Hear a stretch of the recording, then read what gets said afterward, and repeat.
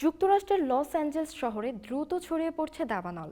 এতে অন্তত ৫ জনের মৃত্যু এবং শত শত ঘরবাড়ি ধ্বংস হয়েছে। এ পরিস্থিতিতে বুধবার ৮ জানুয়ারি ১ লাখেরও বেশি বাসিন্দাকে তাদের ঘরবাড়ি ছেড়ে চলে যাওয়ার নির্দেশ দেওয়া হয়েছে।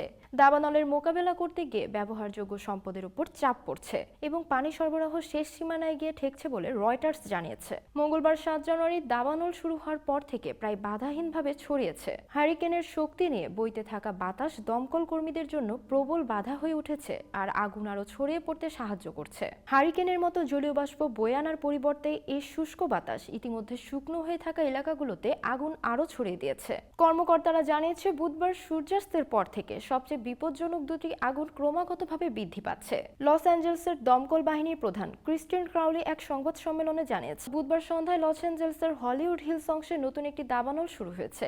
এতে আরও মানুষকে তাদের ঘরবাড়ি থেকে সরিয়ে নিতে হয়েছে এবং লস অ্যাঞ্জেলসের কাউন্টিতে জ্বলতে থাকা দাবানলের সংখ্যা ৬টিতে ছড়িয়েছে। ক্যালিফোর্নিয়া অঙ্গরাজ্যের কর্মকর্তারা জানিয়েছে এসব আগুনের কোনোটিকে নিয়ন্ত্রণ করা যায়নি। এর মধ্যে একজোড়া দাবানল শহরটিকে সাঁড়াশির মতো ঘিরে ধরেছে। পশ্চিম দিকে প্যাসিফিক পলিসেডোর অঞ্চলের পলিসেডোর ফায়ার, সান্তা মনিকা ও মালিবুর মধ্যবর্তী পাহাড়গুলোর ১৫,৮৩২ একর এলাকা আর ১,০০০ স্থাপনা গ্রাস করেছে। এই দাবানলটি মঙ্গলবার টোপাঙ্গা ক্যানিয়ন থেকে এগিয়ে প্রশান্ত মহাসাগরের তীর পর্যন্ত পৌঁছে যায়। এটি ইতিমধ্যে লস অ্যাঞ্জেলসের ইতিহাসে অন্যতম ধ্বংসাত্মক একটি দাবানল হয়ে দাঁড়িয়েছে। পূর্ব দিকে সান গ্যাব্রিয়েল পর্বতমালার পাদদেশে ইটন ফায়ার আরো ১০,৬০০ একর আরো ১,০০০ স্থাপনা গ্রাস করেছে আর এখানে অন্তত ৫ জন নিহত হয়েছেন। বেসরকারি আবহাওয়া পূর্বাভাসকারী অ্যাকুয়া ওয়েদারের প্রাথমিক হিসাবে যে ক্ষয়ক্ষতি হয়েছে আর্থিক মূল্যে তা $৫,০০০ কোটি ছাড়িয়ে গেছে। লস অ্যাঞ্জেলসের কাউন্টির জরুরি ব্যবস্থাপনা প্রধান কেভিন ম্যাকগ্রোয়ান এক সংবাদ সম্মেলনে বলেছেন, আমরা এক ঐতিহাসিক প্রাকৃতিক দুর্যোগের মোকাবেলা করছি,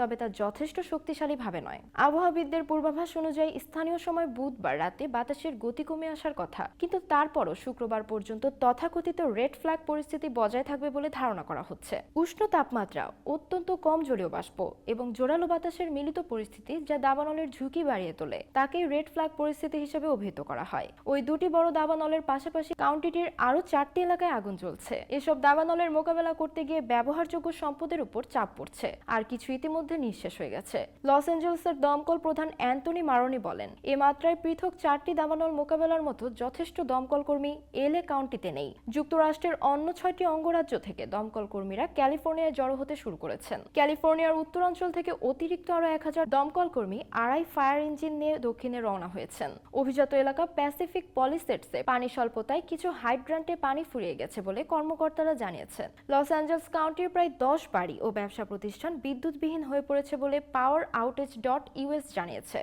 কাউন্টিটির স্কুলগুলো বৃহস্পতিবার ৯ জানুয়ারি পর্যন্ত বন্ধ ঘোষণা করা হয়েছে। হোয়াইট হাউসের পক্ষ থেকে বলা হয়েছে মার্কিন প্রেসিডেন্ট জো বাইডেনকে ইতিমধ্যে দাবানল সম্পর্কিত তথ্য জানানো হয়েছে। এ ব্যাপারে কেন্দ্রীয়ভাবে সহযোগিতা করার জন্য বাইডেনের দল স্থানীয় কর্মকর্তাদের সঙ্গে যোগাযোগ রেখেছেন।